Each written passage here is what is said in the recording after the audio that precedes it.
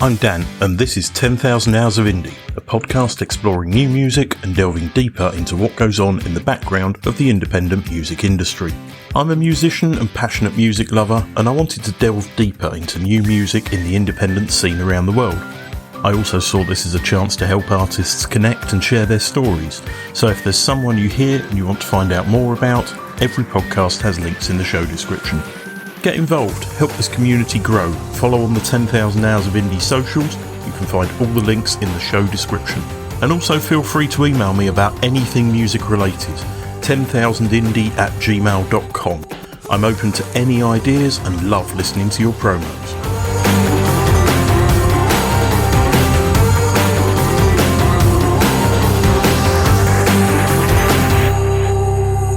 As their Bandcamp page claims, Valley Mistress are a rock and roll dual drumming duo from Blackburn, Lancashire, featuring Kaylee Helkitten-Davies and Max Leather Messiah Newsom. Signed to New Heavy Sounds, the duo released their second full-length Lunar Mausoleum back in January. I was a little late to the party, but now that I've found their music, I wanted to find out more about these crazy astral-influenced humans. Kaylee and Max, welcome to the podcast. Hello, thank you for having us. Humans. So finally a female drummer on the podcast. Yeah, except I don't believe in the kick drum. I'm still leaving that up to Matt. And also you play standing up. Yes, which is another reason why I need to let you have the kick drum, because it turns out you can't do the hi-hat and the kick drum whilst you're standing up. I've not figured that one out yet. Yeah, once I do, I'll be unstoppable. I'll finally be a one-woman band. So Kaylee, are you the Valley Mistress? No. Actually not. It comes from the Caius album Welcome to Sky Valley. When I was a kid, I used to look at the album cover and imagine what it was like over this hill. And you'll see it's like a purple album cover of like a desert road. I just used to imagine this sort of like post-apocalyptic world, like kind of Mad Max world. But obviously, if the world ends, only women survive. So that's the idea of like what a Sky Valley Mistress is. I didn't want a band with a "the" for some reason back in the day. And didn't want something overly macho or heavy or angular. You haven't always been a two-piece, though, have you? I saw a clip of Liverpool Sand City where you were playing as a four-piece. How has the sort of band evolved over time? Well, we actually started out as a three-piece, us two, and then Callum was on guitar. And then that's how we stayed for a long time. The first album, we recorded that with Callum, but by then we had a bassist. And then the first album came out the weekend that lockdown was announced in the UK.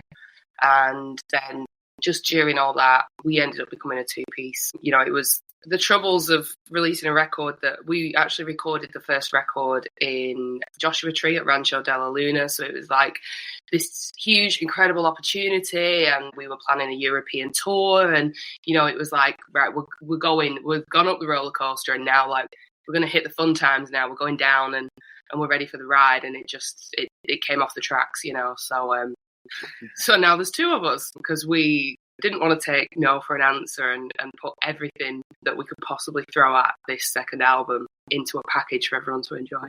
And I think the other thing as well is like we were a four-piece, but we didn't want to just directly replace those members because they were the two best local dudes that could play, and like, you know, anyone in bands knows what it's like trying to like get people who can't just play but have the commitment and the drive and the desire to want to be in a band and you just get along with. Yeah, scheduling between day jobs and things. So it's completely crushing our like mental and physical health beyond the point of burnout. But somehow that seemed like the more logical next step.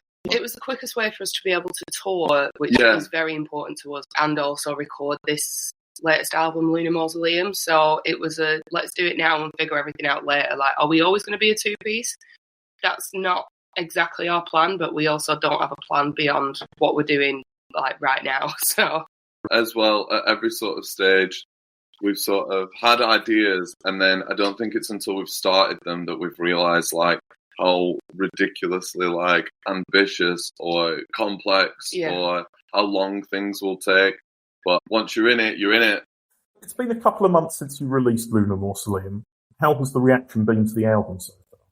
Ridiculous. I can't believe it. Beyond ourselves and, you know, the beautiful comments compliments people have said to us. It's seeing how many people have been excited about an album, a full body of work. I think with the age of the internet and current life and all that lot, and people talk about people's attention spans and all that lot, you kind of can get disillusioned and disheartened. You're like, I've put all this effort into this thing that I believe in. Are people going to care? And a lot of people have, and it's been really exciting. And for us, like, we did an exhibition ahead of the release and stuff. In January, we did a record shop tour. We're on tour for it now.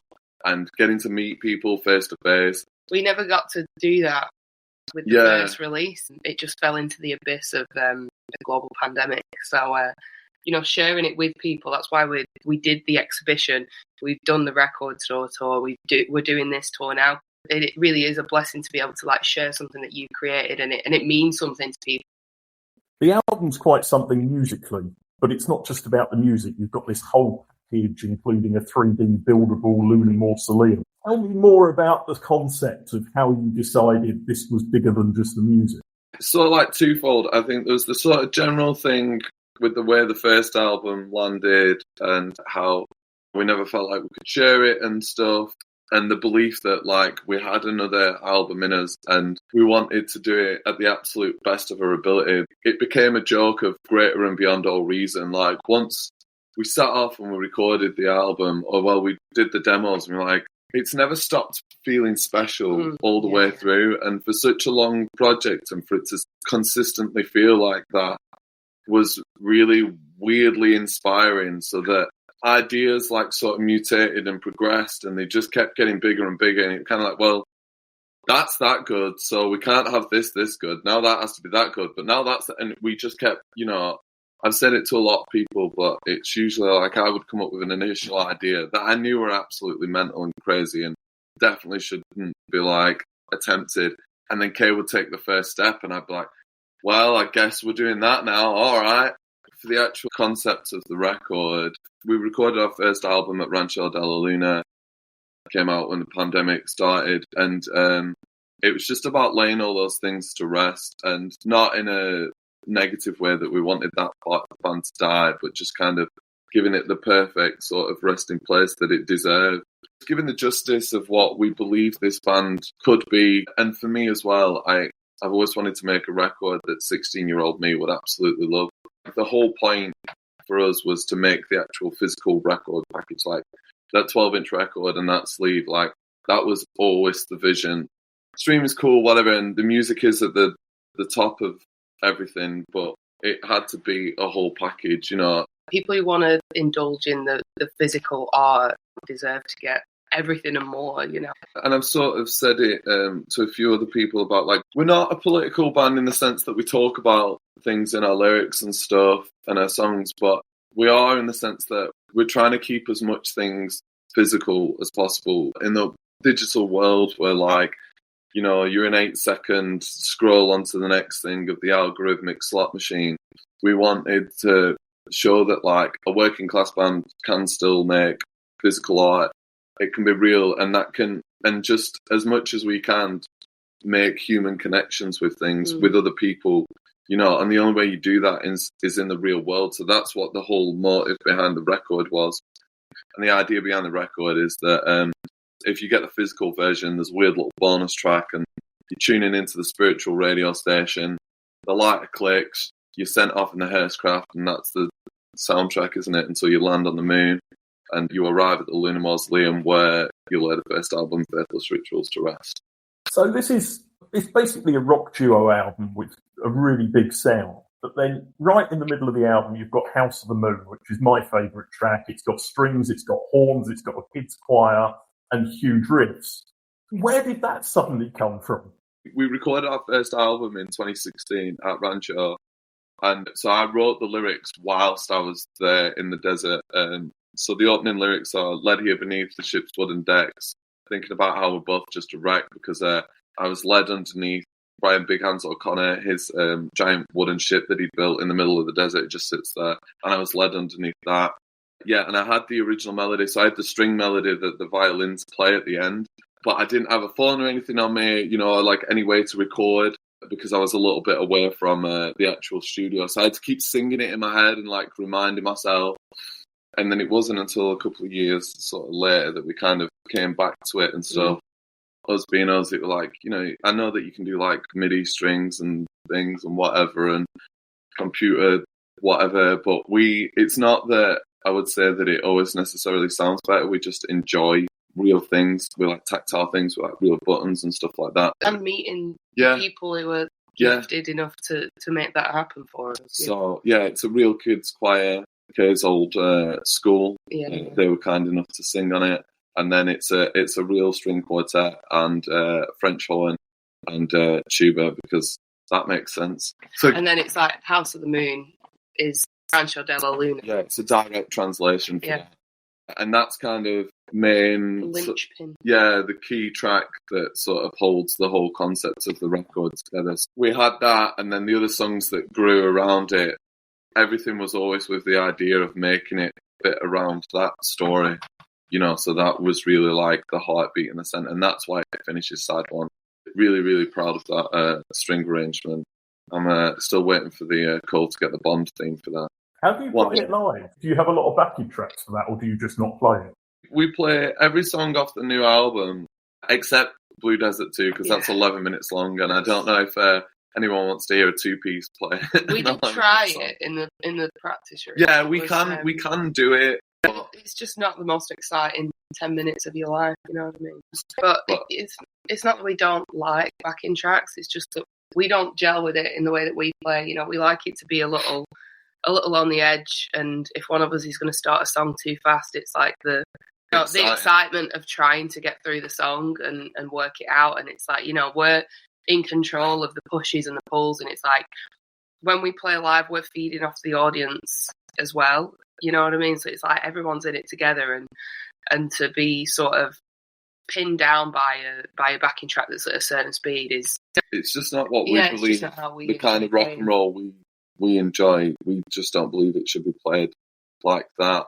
The whole album is recorded as a 4-piece band with all the bells and whistles and stuff with keys and things. And like you said, the kids' choir and strings. But then everything's sort of been reverse engineered of how to play it as a 2-piece. It was funny, I was speaking to a guy last night about being in a 2-piece as well. And we were saying it's really interesting how you're trying to figure out these problems. Like, how can I make that sound? How can I cover that? Well, there's no line or whatever. My ninth toe isn't doing something, so maybe I could get that to press a key there or whatever. So yeah, we have ways of playing everything. And what I found really exciting about the way we've been operating as a 2-piece is originally I thought we'd have to change formats of songs or arrangements. And because Kay's so insanely talented as a drummer, we're just playing them the same. And they're just as loud and they're just as heavy. So yeah, House of the Moon is literally like as you hear it on the record, without the beautiful string section closing it out for 2 minutes. A few less layers in there. So I was scrolling through your Instagram, and you've got a hell of a lot of merch on this tour. Tell us about your favourite item of merch each besides the Mausoleum. So I think this is like quintessential Sky Valley Mistress logic, is that we're really good at not doing things for the masses. Usually when we're making something, we like to do things limited edition or small runs of things, and not because we're trying to be like hipster or whatever cool. It's just, I don't know, because you know that there's more of a direct connection between what you're making and the person receiving it.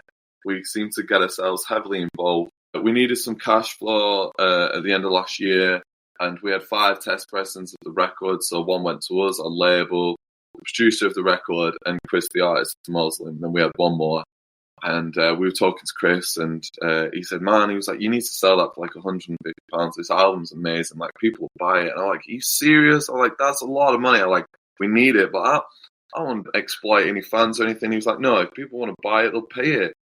So I was like, okay. And I listened to his advice, and we were uploading it onto Bandcamp for the sale. And then last minute, me being me, just went, Lunar Mausoleum, test pressing, and mission report. And Kay was asking me, like, what's the mission report? I'm like, well, I think I'm going to do like a little sort of write-up about how we wrote the songs and stuff for him. You know, just a bit of an extra, kind of make it personal for him. It was a guy that bought it in Germany in the end, but I was like, you know, for one person. And the record sold, and then I spent a month writing a mission report of how every song was like. Basically like a dissertation on the album. It was like a master. It was 24 pages long of all the best bits of like where songs came from, the inspirations, certain little effects or like, you know, little sounds that you hear that we've specifically put in, the meaning behind things, stupid stories in the studio. And yeah, and then it built into we shot the album cover as well. Which is an insane story as well. We ended up at a place called Half Moon Bay. And then, and it was all just meant for him, and did that, sent it off. And then when we did our exhibition, we had that out for people to be able to read. And I noticed out of all the other artwork that we had on the walls, it was really interesting. The people who came, like a lot of like, you know, like parents of like younger people who were a fan of the band and stuff, that would be the thing that really interested people. And like, there were people that stood there for like an hour reading the whole thing, which just blew my mind. I didn't realise that, you know, we're not a big band. Why would anyone care about it if you don't already know us?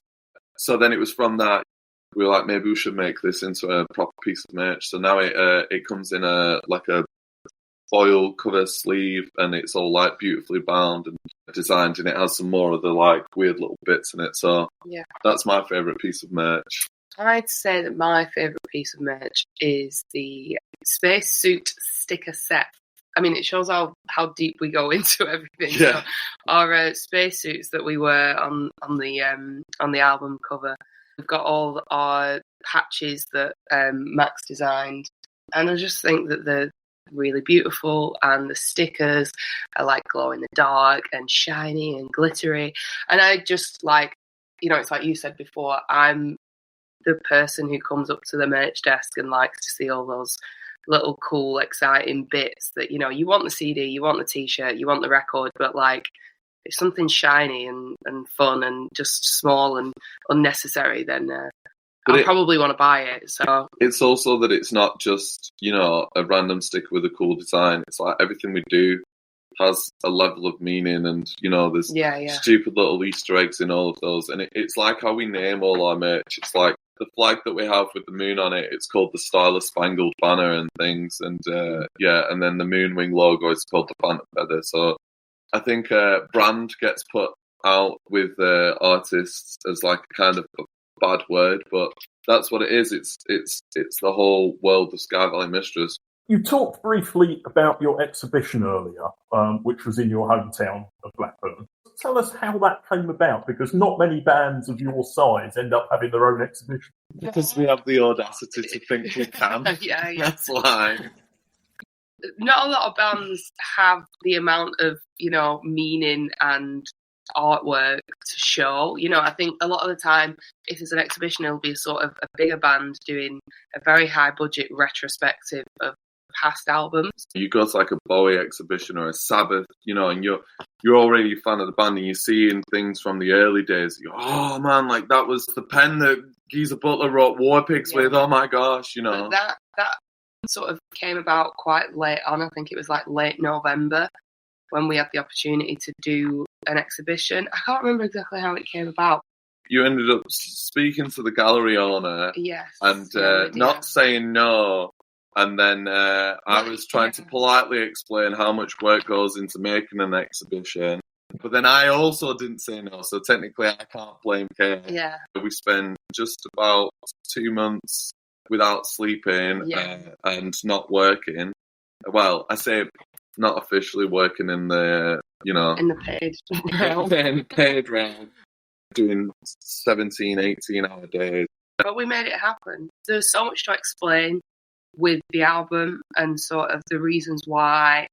Some people will just look at the artwork and take it for what it is as something that, you know, looks great, and that's fine. But, you know, we wanted to, for the fans that really like to dig deeper, we wanted that chance to share it with them. So that's why we did the pre-release listening party there.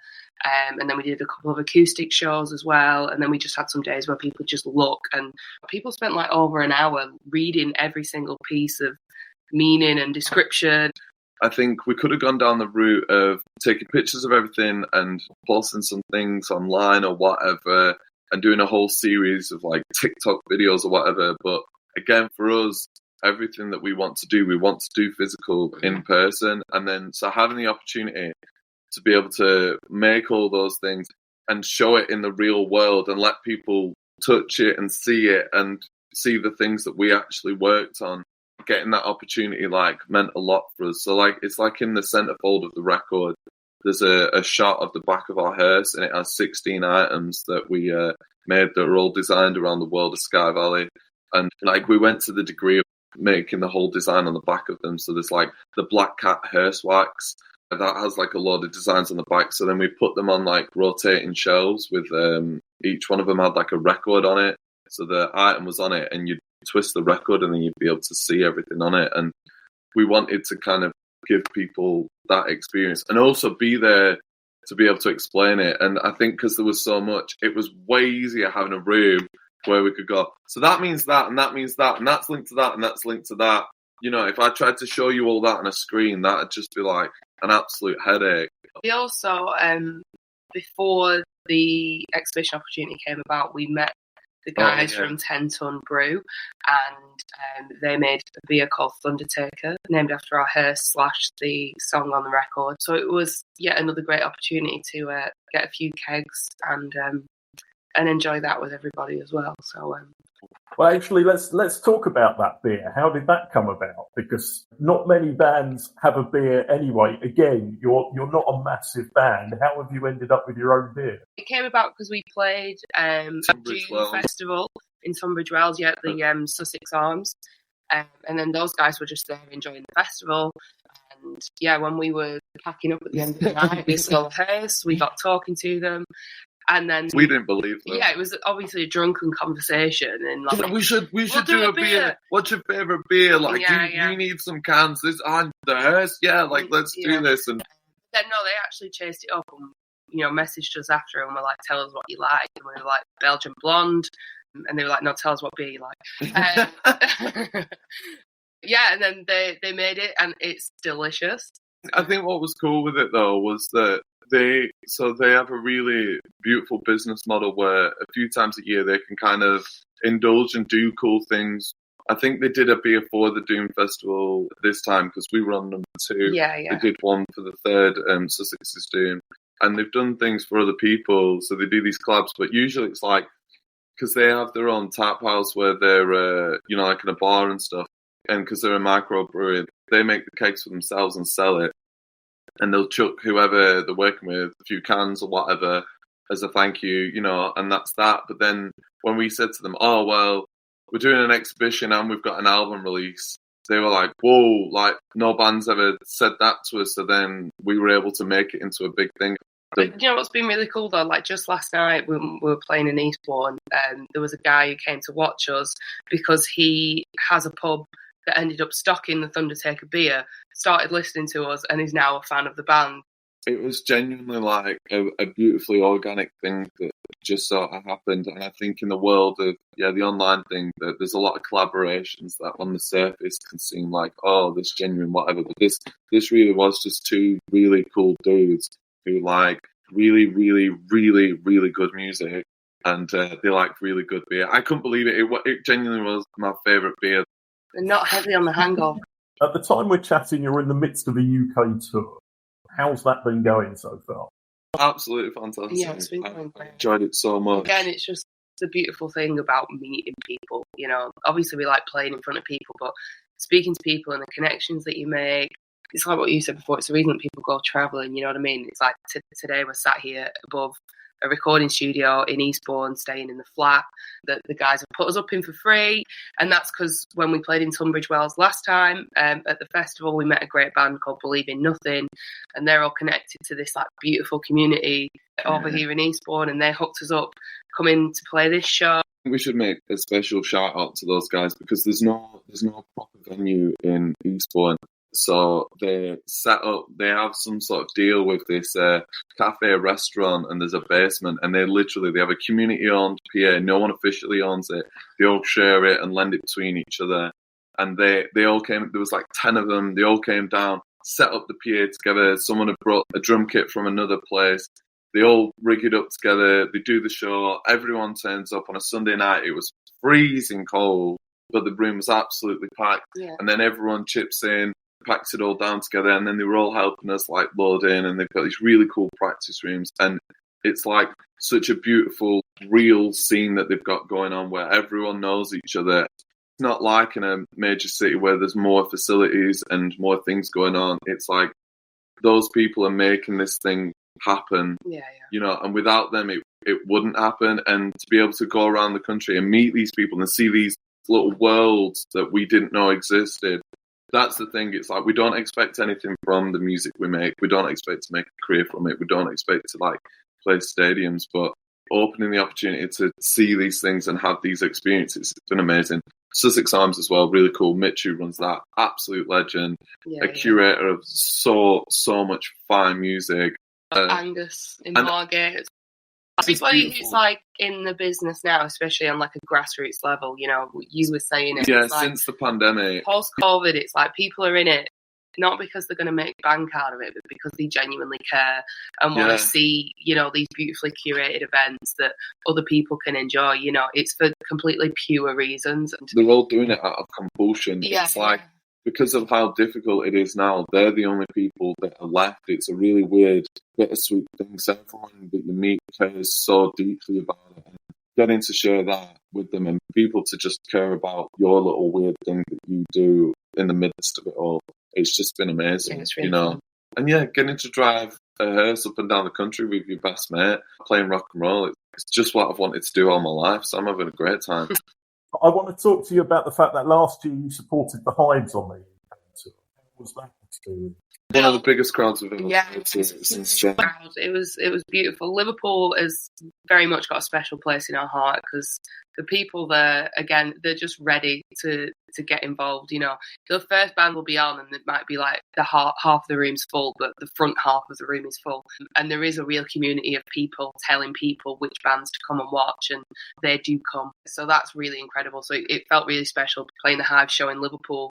But that came about because a couple of years before, the Hives released a record called Death of Randy Fitzsimmons. Obviously, we have a hearse. So on the day, we decided we managed to find a generator. We were like, oh yeah, they'll be upstairs in the record shop at the Jacaranda. We'll just play the song to them on the street and it'll be funny and then we'll go home again. But it turns out that, you know, it's the 21st century and everyone videos it. So it kind of went slightly viral and then, you know, Pele came and sang with us. So, but again, it was the guys from Jacaranda and the promoters and stuff. It was those guys that got us on because they brought the Hives back for the next record. And when they played at Camp Furnace, it was the Jacaranda crew that got us on and like pushed for us to be the support, which was such an honour. And it's like they didn't need to do that. And when we got the message, we were just so grateful. Like the fact that they cared about us and they wanted to do that thing, full crowd, right to like 2,500 people. So the last question: what music are you listening to at the moment that people may not be aware of and should take some time to check out? I'm going to use this opportunity to talk about Believe in Nothing. Their new album, Raw, is like an absolute obliteration on the senses. If there's any band that you need to see live, you need to see them. You may not think that you're into music that heavy. That's normally like right on the edge of what I can, you know, my little pop girl ears can handle. But the thing is the music behind the vocals is so beautiful and melodic. But then Kane on vocals, his way of singing, screaming, shouting, and all the meaning, it's just it's so pure and visceral and just absolutely incredible. And he believes in it so strongly. And their live show is just insane. I mean, the guy eats hammers. And that's all I'm going to say about that. It just you need to be prepared, but you need to see it. And they're currently on tour now. They're at the other side of the country, I think, and then we cross paths, which is a shame. We might wave it to each other on the MC. yeah. But definitely, Rock by Believe in Nothing. That's just incredible.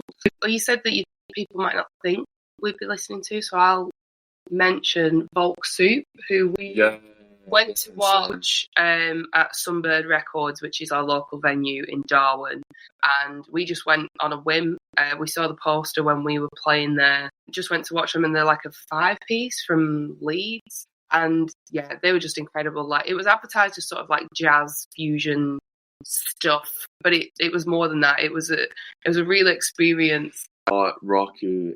Again, this is what we love. It's when you can't put a genre or a flavour on it. It's like we didn't understand what was going on. It took you like 3 tunes to get what was happening, and the frontman's insane, and he comes off the stage. And I think we're actually playing with them at Sunbird for the Neo Tribe. Yeah, with Festival. Adult DVD. Yeah. Adult DVD are also Adult DVD class. are another Leeds bands that are incredible. We actually, Danny from Adult DVD was our engineer when we recorded this album. Yeah, just before they shot off to stardom, which has been absolutely incredible. Yeah. So we're very excited to share that build. That's in October. Yeah. That'll be a great show. For people wishing to find out more about Sky Valley Mistress, they're on Instagram, Facebook, YouTube and Bandcamp, and the latest album is available on physical formats via the Bandcamp page and is streamable on Bandcamp and all streaming platforms. And there's also a couple of shows left after this gets released, so check it out. Kaylee and Max, thanks for joining me on the podcast, and good luck with the rest of the tour. Thank you so much. It's been great speaking. Fun and a pleasure.